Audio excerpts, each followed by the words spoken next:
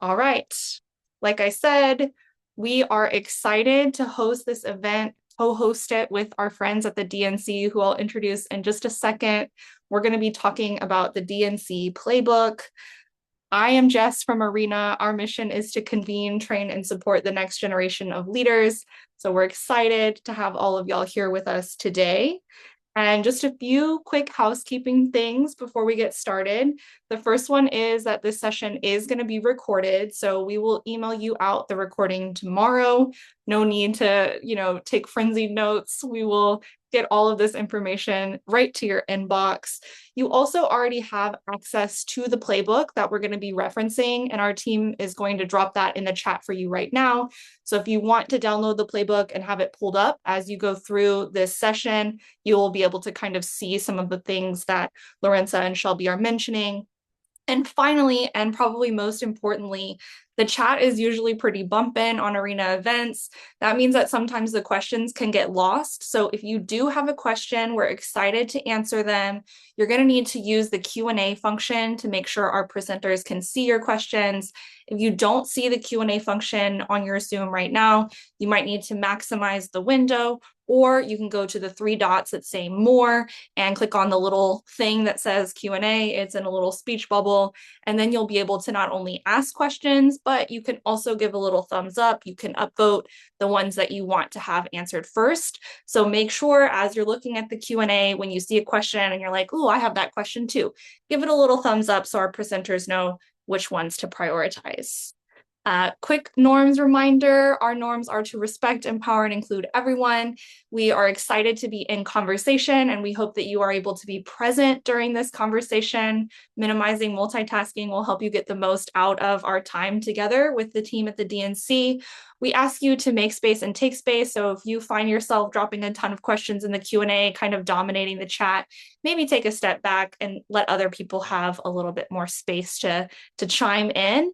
And finally, if you're able to be on video, we understand that's not always a possibility, but we do really love to see your faces. We're excited to be in community with you, excited to see some familiar faces and some familiar names. So if you're able to be on video, it's a really fun way to build community. And with that, those are our housekeeping tips. I am very excited to pass it over to Lorenza and Shelby at the DNC. We are going to spotlight y'all now, and I'll let you introduce yourselves. Lorenza, Shelby, welcome to the Arena stage.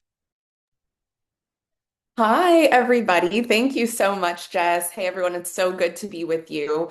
You'll have to forgive me just a little bit. I came down with a bit of a cold, so if my voice gets a little rough throughout, I'll do my best. But I've got my tea and my water, so we should be okay. Um, let me just start by introducing myself. My name is Shelby Wiltz. I'm the National Political Director at the DNC.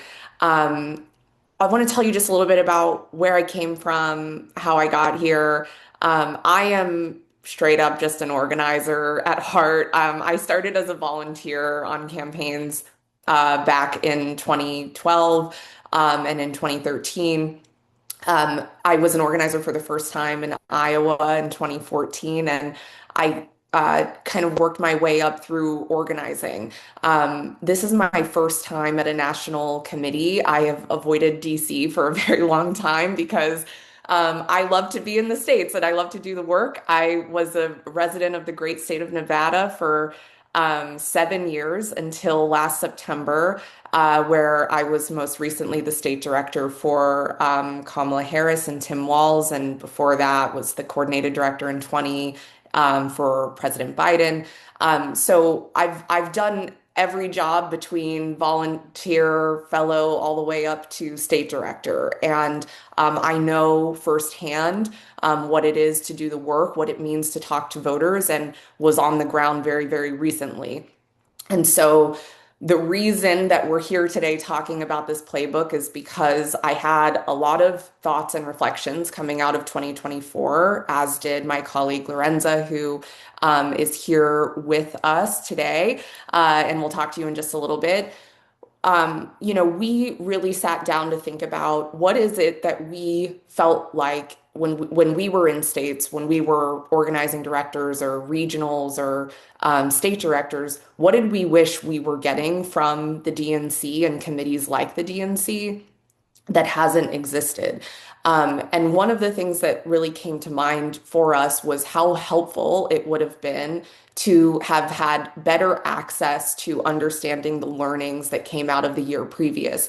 Right now, there isn't an organization that after every single election takes stock of everything that happened the year previous, and puts together all of the best learnings, the smartest ideas, and the newest innovations so that everybody in the ecosystem can take advantage of that.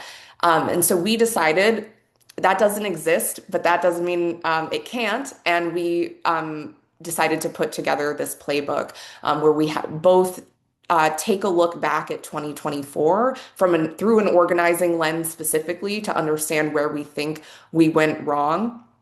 And instead of just saying what we did wrong, we really try to lay out what it is that we think we need to do in order to be successful. And we also bring together all the smartest learnings from 2025, which, if you were paying attention in November, we had a really successful election day. So we wanted to think about what did we learn from that cycle that we can bring into the future with us. So with that, let's go ahead and jump in. All right, so what is the playbook? The playbook is a guide for state parties and campaigns of all sizes. But what I will really emphasize is that it is my sincere belief that anyone at any level in any role that is doing work on a campaign can get something from this playbook. It's really meant to be utilized for what you need. So it's written in chapters so that you have the opportunity to jump in, get what you need, and leave the rest. It provides best practices to utilize and learn from, and new tools that you can experiment with this year in the lead up to 2028. We really encourage people to take what's helpful, leave what doesn't work for you, and to challenge our ideas with your own. We are very smart organizing strategists, but we don't know everything, and we know that there are innovations that are and things that are happening right now that other people will create that will exist in new versions of this playbook as we go on. So we're excited to share what we know, but we're also excited to learn from you. Okay, we've had a ton of engagement with the playbook since it came out. In the first 5 weeks, upwards of 12,000 individual people across the country viewed the playbook, and almost 3,000 people have downloaded it. We especially love that downloaded number because it hopefully means that people are engaging with it, printing it out, sharing it with other people, emailing it to new people. So anytime we can get new folks engaging, we're excited about that. Okay. So why are we doing this now? I talked to you a little bit about like the personal reasons for why this playbook came into existence, but there's a few other things that are really driving the need for a document like this right now.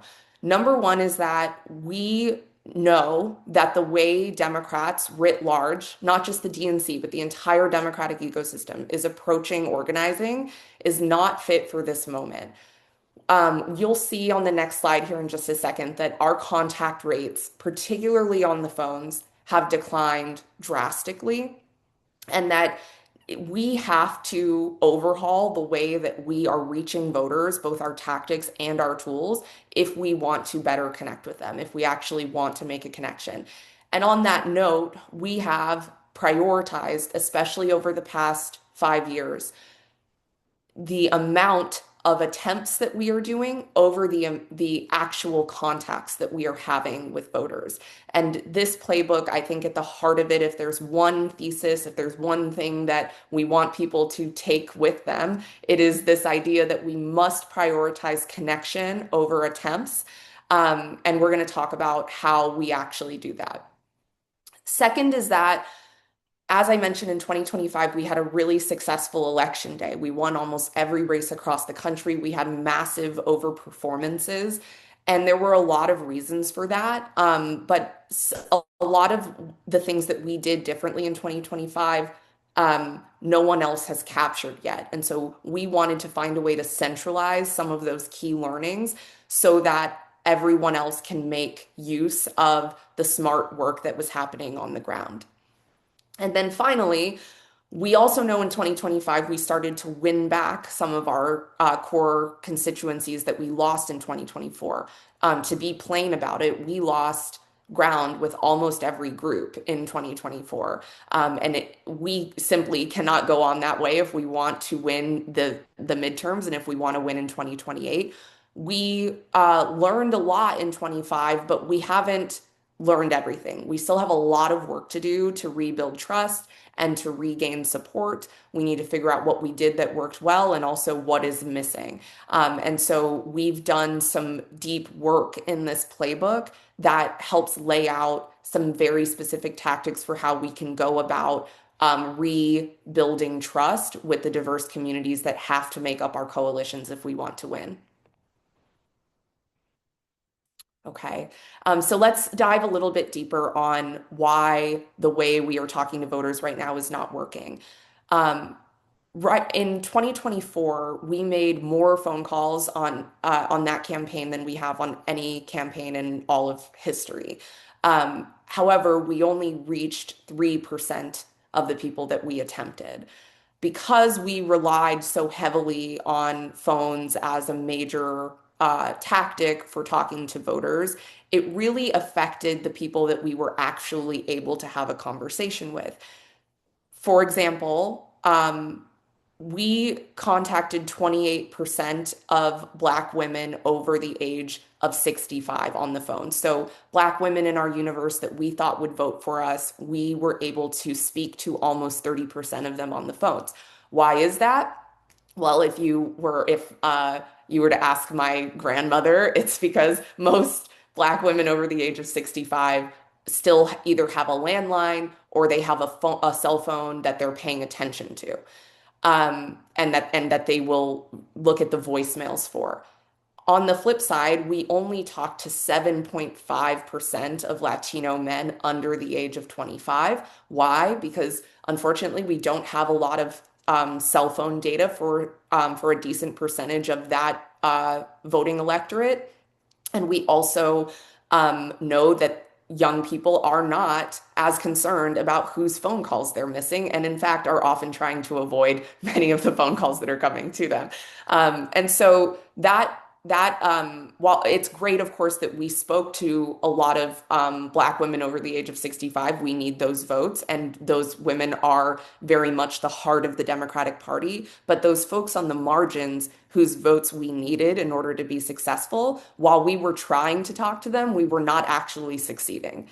And so that brings me back to the thesis that we started with, which is that we have to prioritize actually connecting with people. And if the tactics we're using are not helping us to be successful in making a connection with a voter, then we need to change what we're doing. And we have lots of thoughts about how we go about doing that.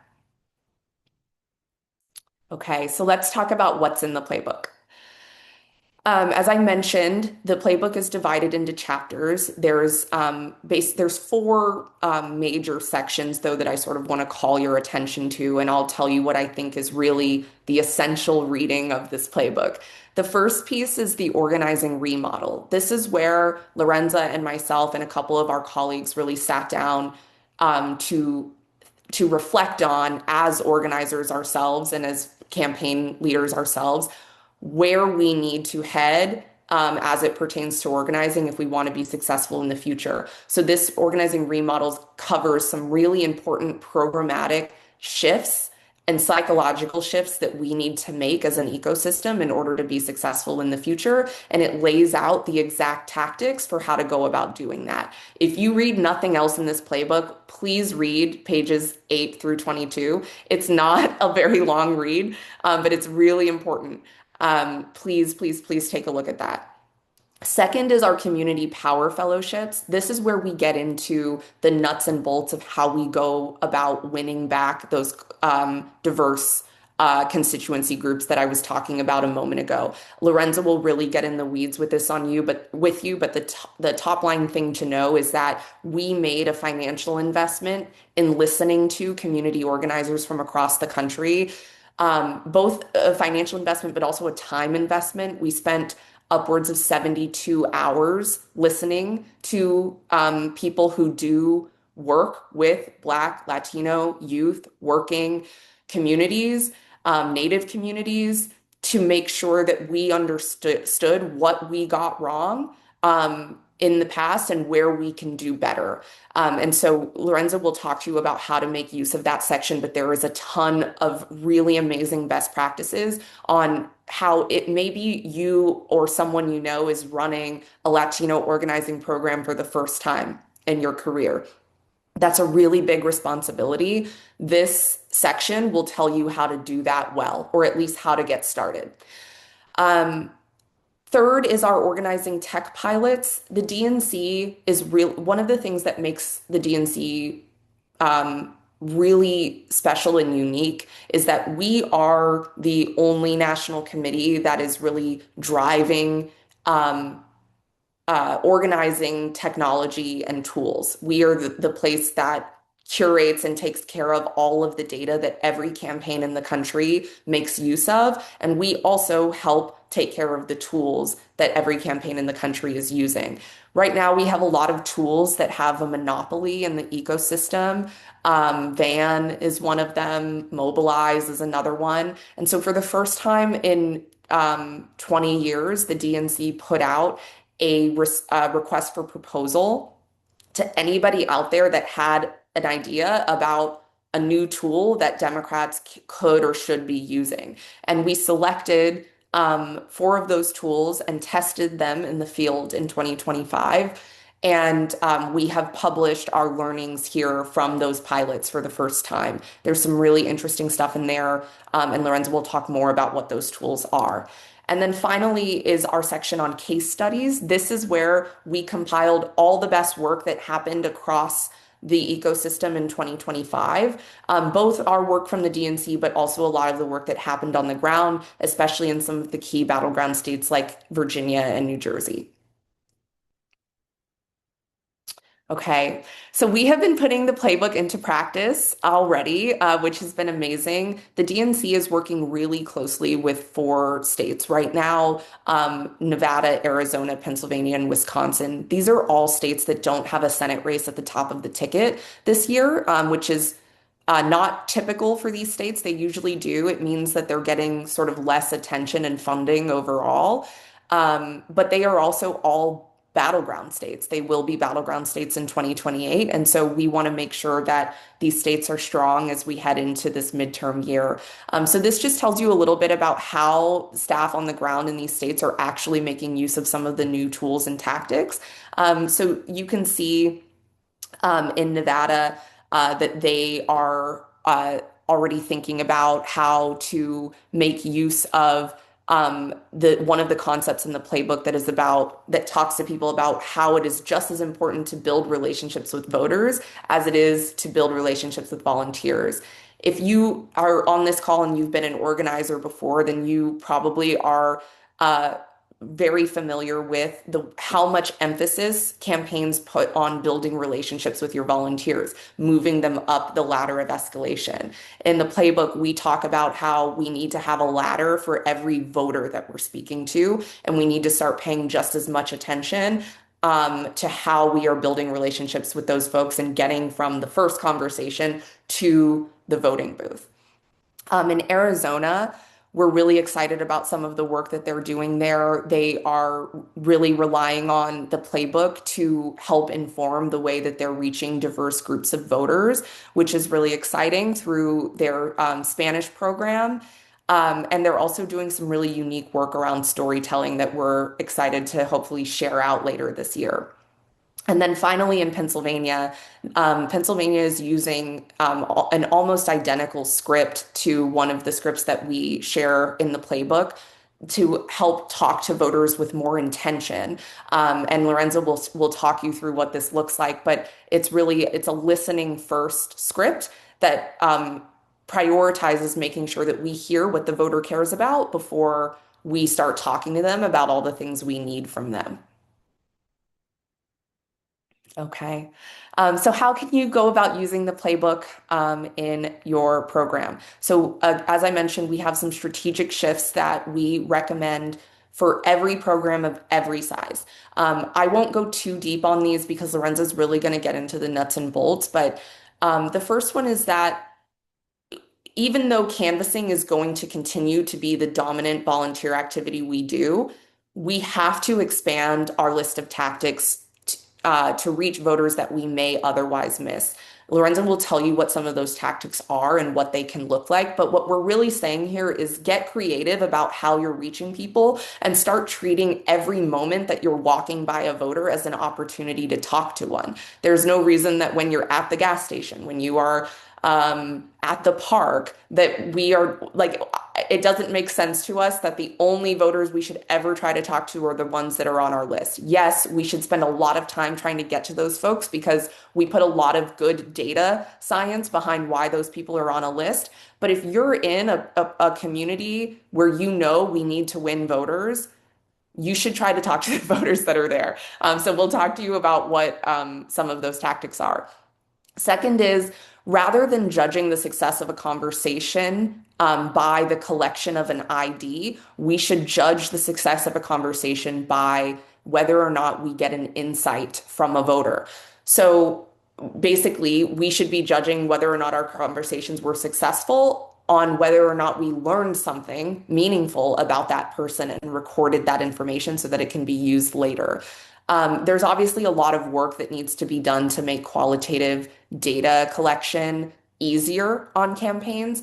But whether or not the tools have caught up, we know that right now we need to start doing this better. Republicans are very good at this. We are behind.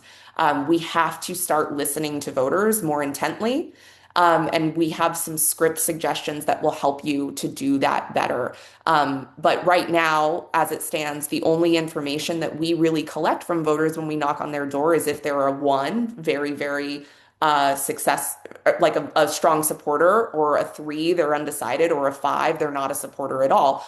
Yes, helpful to know, but I want to know, does this voter have a kid in elementary school and really care about the quality of their education? Does this voter have a relative that's sick and really care about having access to affordable health care? These are things that are going to help us build a real relationship with the voter. I've talked a lot about that already, so I'll skip over that third point. And Lorenza can tell you more about that. And then finally, we really feel that campaigns have to treat digital and coalitions work as core functions of our organizing work rather than as separate verticals. We know that every campaign is going to be set up a little bit differently, and that's okay. But it's incredibly important that we stop treating coalitions work as people who are just managing relationships with the folks at the very top of the ladder. We know there's important Black leaders, Latino leaders that, those stakeholders, yes, we have to manage those relationships, but we need to be treating coalitions work as organizing work. That's what it is. We should be in every diverse community organizing, and we should be measuring our work. So it's our strong opinion that coalitions teams should have goals, just like the rest of the organizing team.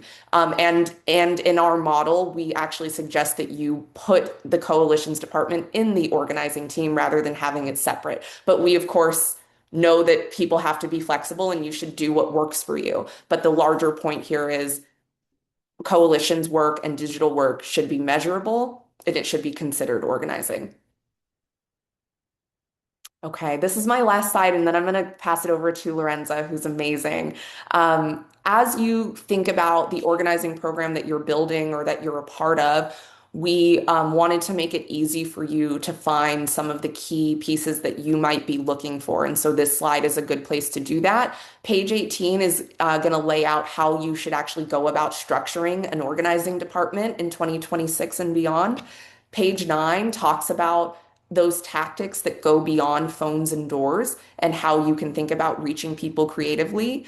Pages 10 and 16 outline the metrics, the new metrics that we think campaigns should be tracking. For example, tracking conversations instead of just tracking doors knocked. Um, on page 74, you can find some good details on hiring and staff training. This is something Lorenza in particular has a huge passion around and does some really incredible work around, making sure that the quality of the training for our staff is as high as it can be. Page 14 is where you can find how to write more engaging scripts so that you can have better conversations with voters. And then page 23 will talk to you about how you can go about reaching and persuading diverse communities. So a lot of good stuff in here, as I said, that you can sort of pick and choose from. And with that, I will turn it over to our National Organizing Director, Lorenza Ramirez. Thank you, Shelby. Hi, everyone. I see some familiar faces on here, so wonderful to see y'all. If I haven't met you before, my name is Lorenza. I'm the National Organizing Director here at the DNC. My background, I came up all the way through organizing on campaigns. I ran in 2020. I ran the Biden campaign's Latino Spanish language organizing program in Arizona. If we have any Arizonans on the Zoom, I love Arizona more than anything, so shout out. And I stayed on in 22 to be Senator Mark Kelly's organizing director for his reelection campaign.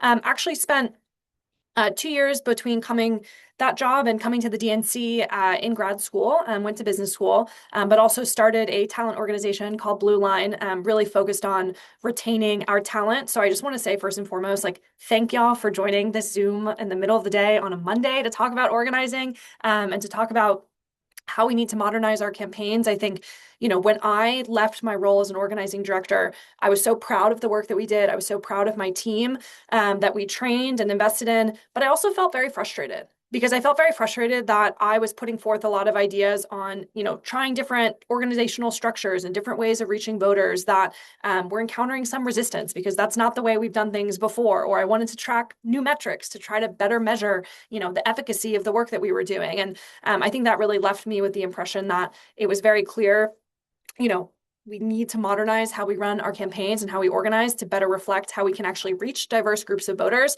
And so it's been really incredible to come to the DNC and to work with Shelby and to put this playbook together because this is many, many years coming. And I think I've had a lot of folks reach out to me since we've published this, just saying, wow, like, thank you for saying what we've all been talking about, right? And so I hope that even if you don't agree with all of it, there are some pieces where you're like, oh, wow, okay, yes, like now I can use this as a backup when I say, maybe we should do this instead of this, as cited in the DNC playbook, right? So anyway, so getting into the weeds here. So again, we didn't just want to say, like, here's what's wrong with organizing, or here's what we need to do. We want to get really specific for all of our practitioners, for all of y'all who are on campaigns right now. What are the tactile, tangible things that you can do today or next week or next phase to really change and experiment with how you're organizing?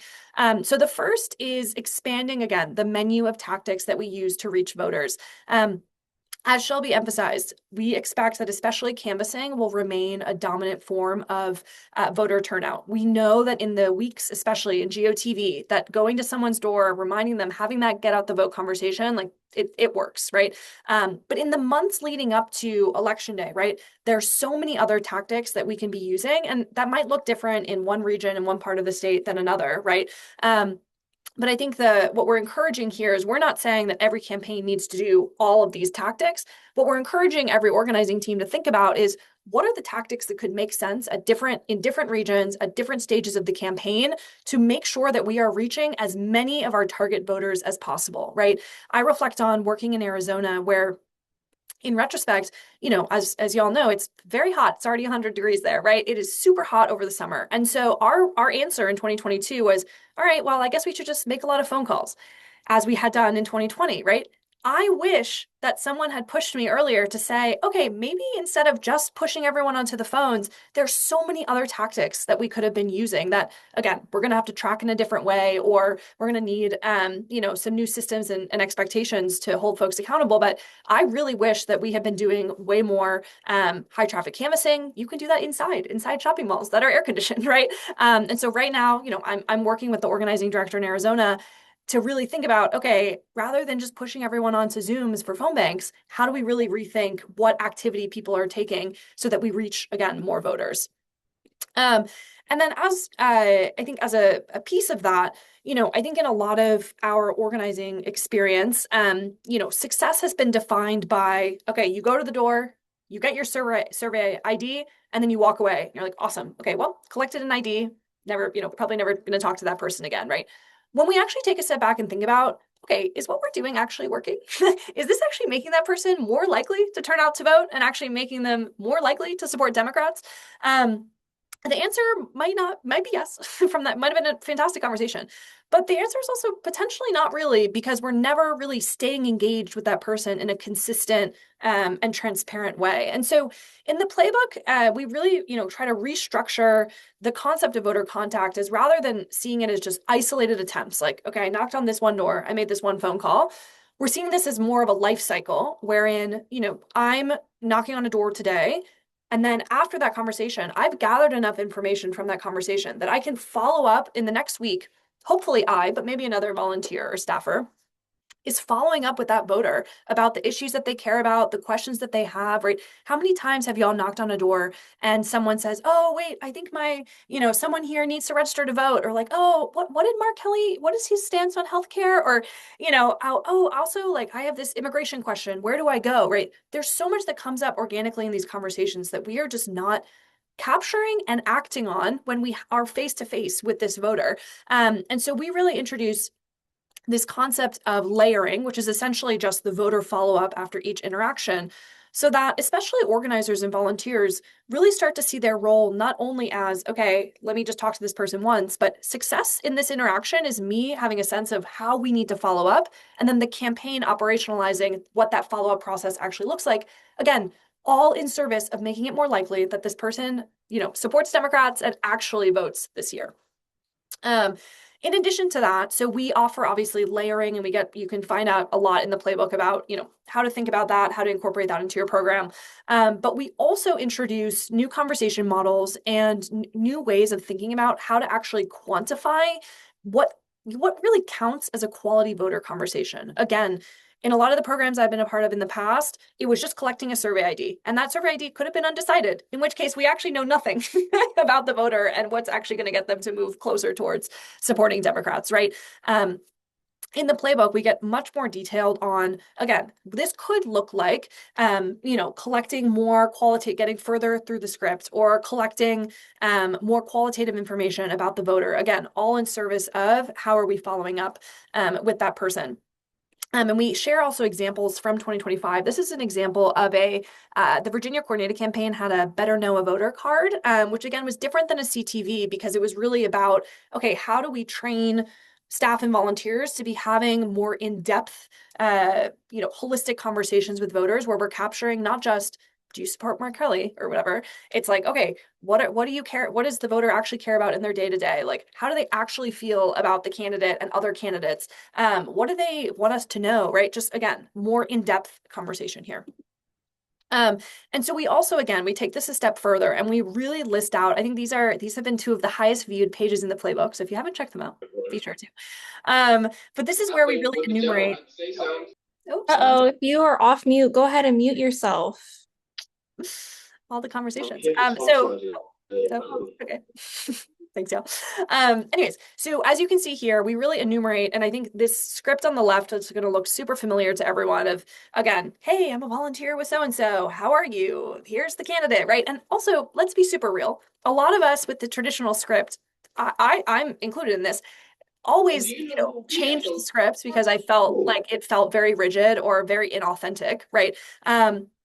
And we want to write scripts and have conversation models that, one, our volunteers and our staff actually are more likely to follow, but that also help us have, again, higher quality conversations. And so on the right here, you can see how we really break down a new conversation model that focuses far more on listening to the voter first and asking some more qualitative conversations versus right out the gate asking about whether or not they support that candidate. Because as, again, we all know, when we think about a lot of lower propensity voters that are often in our canvassing universe, these folks might not even know. And I encountered this out doing voter registration in Arizona the other day. I said, hey, your governor, Katie Hobbs, is up for re-election. And folks were like, what? Who? first of all, who? But second of all, she's up again. Yeah, you're right. Just again, we are very in the weeds political people. We have to remember that, your average person is not so in the weeds. And so leading with that candidate's name might not be so effective, right? Cool.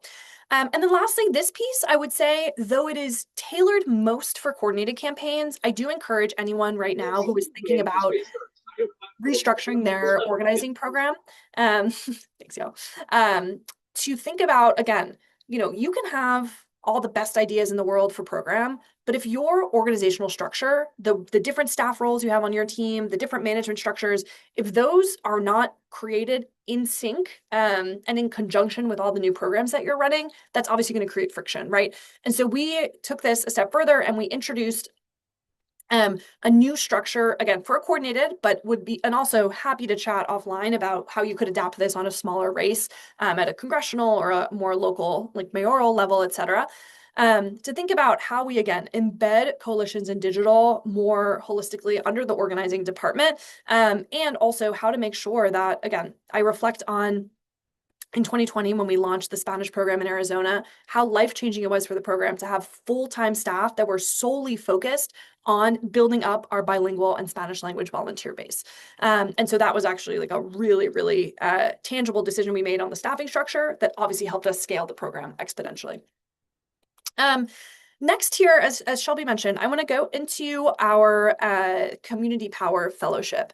So as she mentioned, obviously, when we see the data, we know that we've lost ground with many key constituencies in 2024. We started to make progress in 2025, but have a far long way to go. And so what we did for the Community Power Fellowship was back in December, we hired about 40 community organizers. These were folks with a track record organizing their communities. We started with 6 cohorts and absolutely would love to expand the number of cohorts into the future. But started with this, and we had about, on average, about 6 folks in each cohort track.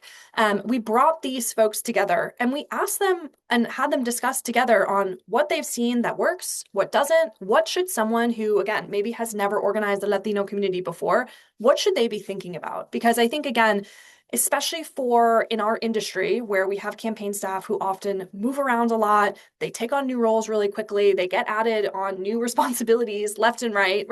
I reflect on when I moved out to Arizona, though I had done a lot of Latino organizing before, I had never worked with Native organizing. That was something that was brand new to me, despite having multiple cycles of organizing experience that had just never been a part of my portfolio. I wish that I could have referenced the Community Power Fellows section on one, where to even begin and what I should know before diving into thinking about organizing these communities, but also just so many of the case studies and the learnings from these experienced organizers that really would have helped me understand and feel prepared to get started. And so I think one of the coolest parts of this fellowship was that, one, you can see here, these are a couple of our fellows from each of our tracks. And again, this was really unique, not something that the DNC has ever done before. But something that was so unique is that a lot of these folks, yes, some had experience on the hard side and on electoral campaigns, but many had experience on the soft side. And I think folks on this call can probably relate if you have worked on a lot of hard side electoral campaigns that oftentimes there's a big separation between those two parts of our ecosystem. And so it truly was not until the Community Power Fellowship and going through this process and obviously doing the write-up and putting this together in the playbook that there was so much I learned about innovations and learnings on the soft side that I just wouldn't have learned otherwise because we had so many amazing fellows as a part of this program. And so for each of those 6 cohort tracks, we have a summary of what were the key learnings from these conversations, what do those participants recommend? And then my favorite part was the case studies. Again, to learn from examples of how these folks were super thoughtful, super creative to adapt their organizing strategies to effectively reach these communities. Again, no part of this is a one-size-fits-all, but I think it is a very helpful resource. I know so we've heard from a lot of folks who have really referenced this section, that they are including these case studies in organizer onboardings. They are including this in weekly team meetings, right? For the pieces that are relevant. And so using this as just, again, a resource for training and to really spark discussion, I think could be really valuable. So I encourage everyone to check this out, and especially to read the case studies.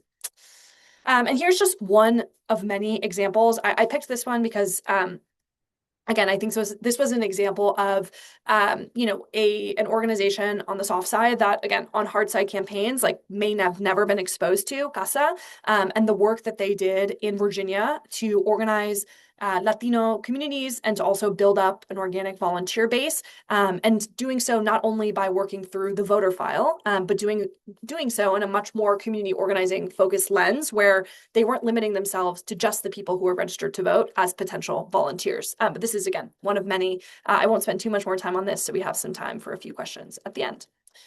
And then lastly, beyond just the case studies that we have on the community power section, is we have case studies both from work that we did at the DNC, but also from many of our partners across the ecosystem. So I'm sure many of y'all have heard about Swing Left's Ground Truth program, for example. They are featured in our playbook, and we include their findings from their pilot.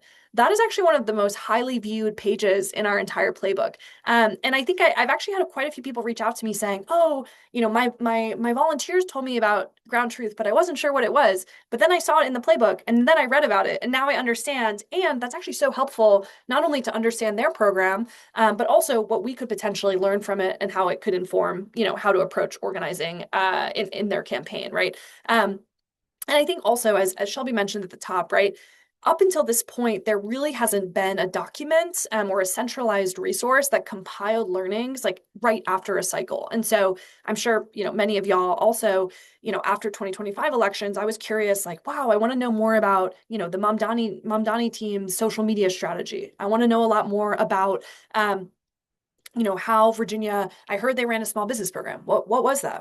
How did it work? Like, how could I incorporate that into my program, right? We document all of those pieces. Again, this is by no means every innovation that happened in 25, but a starting point to capture all of the good new work that was happening. I think when we look ahead to future iterations of the playbook, something that I think is very important is that we document not only the awesome examples of what worked really well, but also document, hey, we tried this and it didn't work as well, but here's what we learned, so we can avoid making that mistake, or running a program in this way in the future. And so I think, again, as an industry, this is hopefully a step forward and just helping us keep track of what we're trying, what's working, and what's not. And then lastly, I think this is actually one of the most practical pieces here.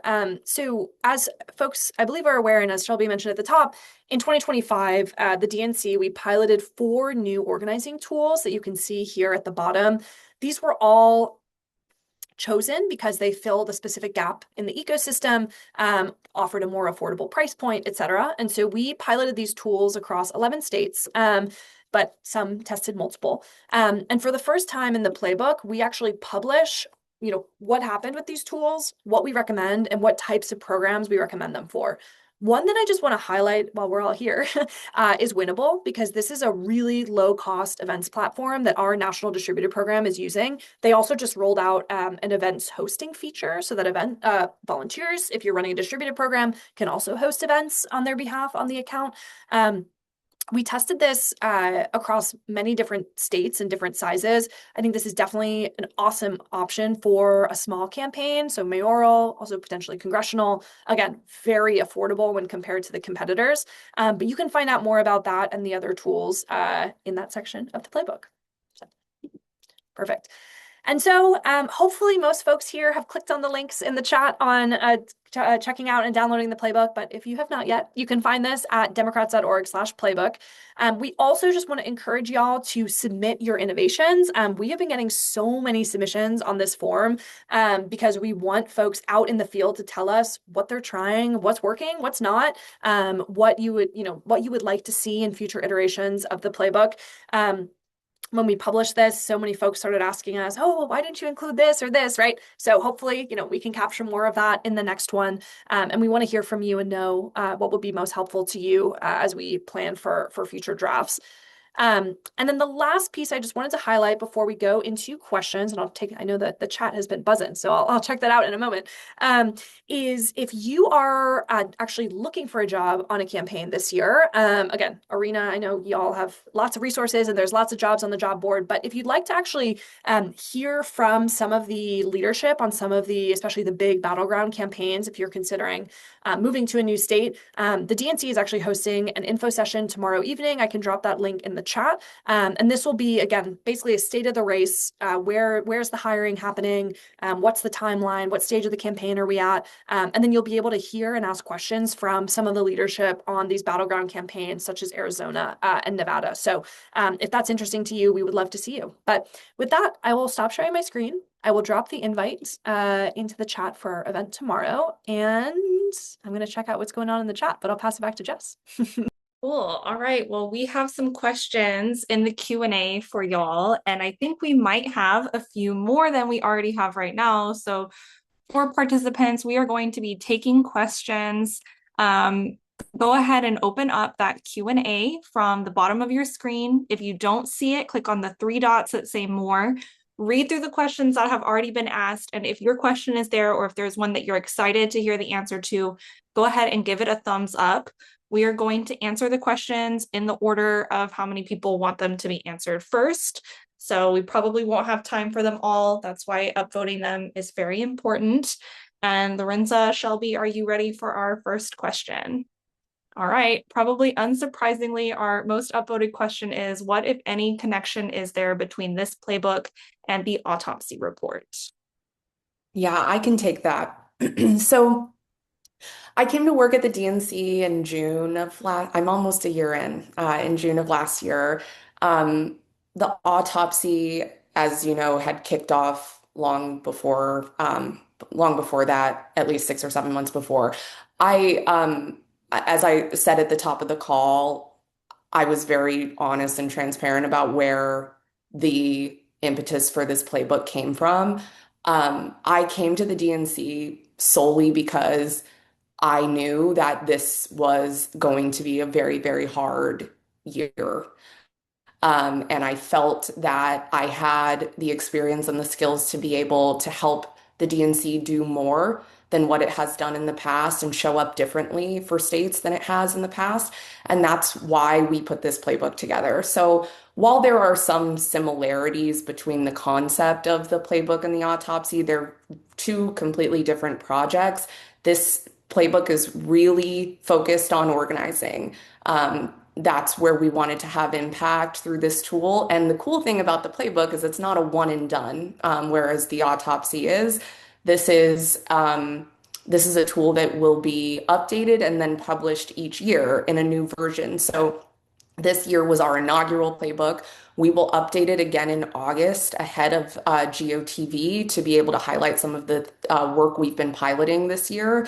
And then we will publish the 2027 version in January or February of next year. So yeah, we're excited to keep moving and growing with this. Awesome. Thank you so much. We appreciate that. The next question is, since quality voter conversations are also more time-consuming conversations, how should campaigns be thinking about balancing the need for both quality and volume of contacts? You want me to take it or you want to go, Lorenza? I just talked a lot. You got it?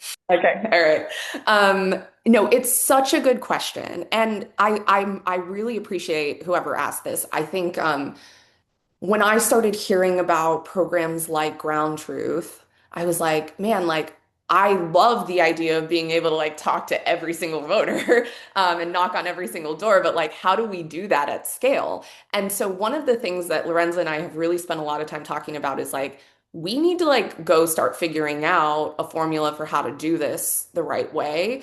And Lorenza mentioned this earlier, but I think right now what we would suggest, and we don't have this perfect by any means, but what we would suggest is that you think about two things, that you think about what moment you're in a campaign, and you think about the communities that matter to your electorate and make decisions about where you deploy these new tactics, like a knock every door tactic, or a longer version of a script in ways that allow you to sort of get to weigh the pros and cons. So, for example, you might if I think about Nevada, where I've spent a lot of time organizing, I might recommend to my organizing team or decide to run a program that really focuses on knocking every door in like our top 10 hardest to reach Black precincts, or our top 10 hardest to reach Latino precincts. Because if you go look at the data, those are the voters that we have the hardest time getting on the door. So in those places, I might try to really narrow where we do that deeper type of work, so that I'm getting the best of both worlds, where I'm still running my regular list program, but I'm also able to go talk to folks where in the places where we specifically have a really hard time getting someone to answer the door, I can increase my chances of talking to someone by knocking on every door in only those communities. Awesome. Thank you for that. Next one is a question that has been partially answered. So the question was about why Reach isn't a tool for pilot programs. It looks like we have someone in from Reach who has responded to that one. It seems like Reach is being piloted in Nevada, Arizona, and Pennsylvania. But I think we have kind of a broader question about the pilots. How were the tools chosen? So I guess there were like 51 proposals or something like that. And people are curious how those tools were chosen. And also, it seems like there's another thread of how we can get access to the pilot tools as well. Yeah. You want to take that one? Yeah. So the pilot process kicked off technically before Shelby and I both started. So the RFP opened up. This was over a year and a half ago when this went live. But the real thesis for the tools that were chosen were, one, thinking about, again, a larger, gaps in the ecosystem. What do we need to solve in the near and medium term in organizing? One of those being, I think about a tool like Open Field, which helps us better capture data from voters who are not on our list. So like when you are like on campus and you're doing a ton of youth voter outreach and you're interacting with a ton of people who aren't registered to vote or are from out of state or et cetera, the current tool set, if you just have Minivan on your phone, you have no way right now to like look up all those folks quickly and capture all that high traffic canvassing data. So that was a real gap that we saw, for example, that we were like, we really need a tool that helps us, better reach those voters and capture that information so that we can follow up with them. We again had a real emphasis too on not just, tools that we can use for voter contact, but also how we manage our volunteers and our CRM. So that's why, for example, we piloted Matchbook, which is a CRM and it's not like an app on your phone that you would be using to canvass voters, for example. And we also took some bets. So for example, OutOrganize, some of these tools had existed already. OutOrganize was fresh, like really new. And the intent here was, how do we help organizers better manage their volunteers and also track relational outreach?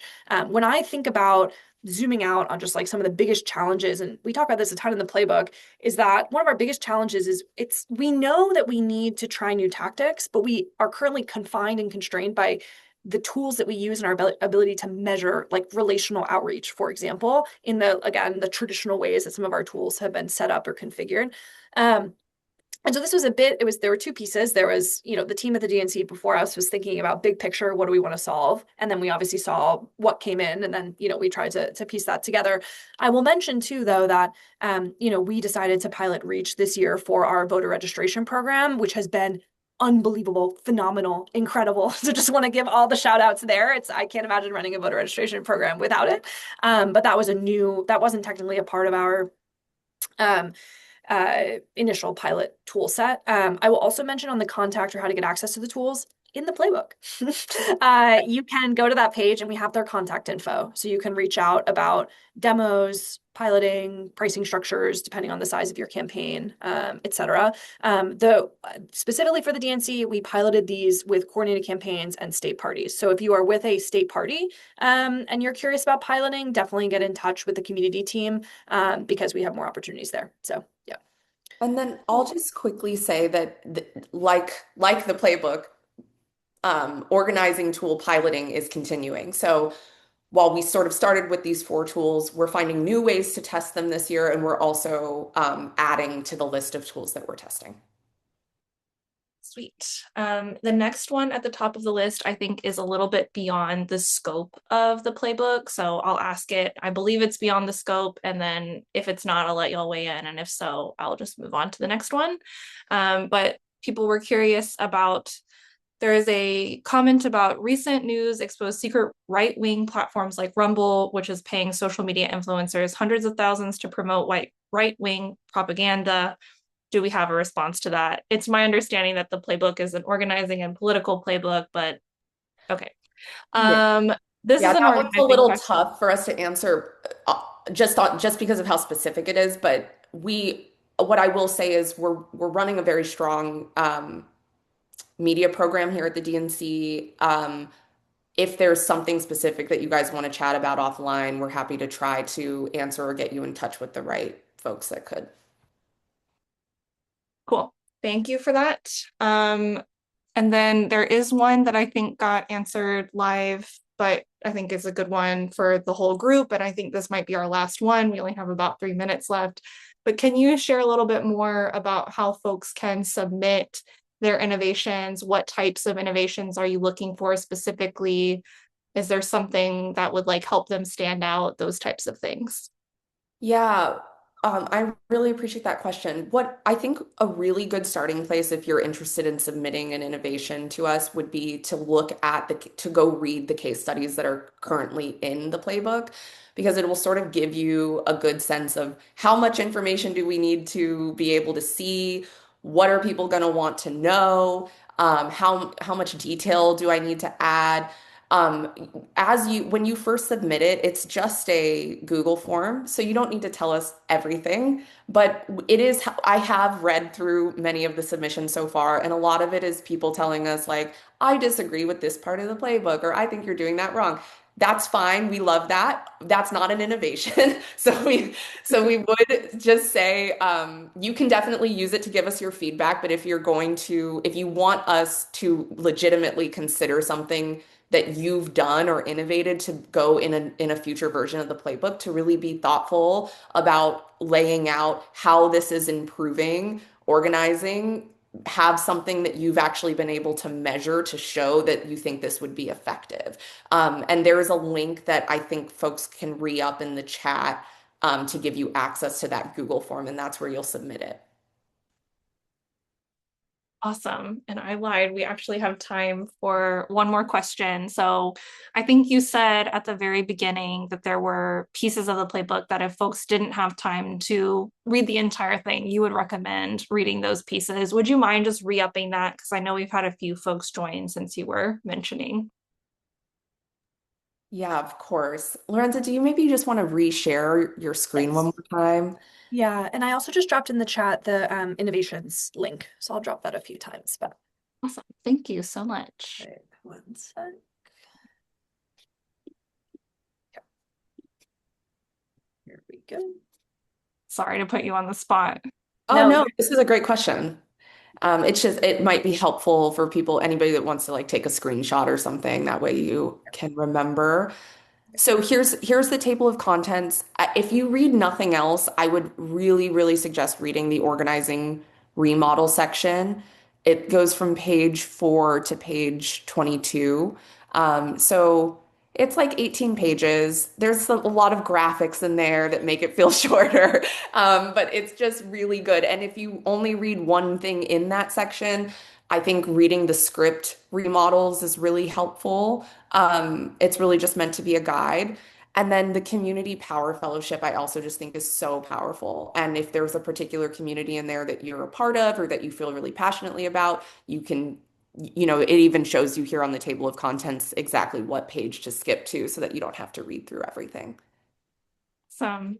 Thank you so much. I think that is all we have time for today, but we're deeply appreciative to y'all for sharing your time with us and to our participants for joining the conversation. Let's give it up in the chat for Lorenza and Shelby. Thank you so much. I think we have gotten a great overview. You're getting a lot of love in the chat, and we're grateful to y'all. And I think we can end the recording. Thank you, guys.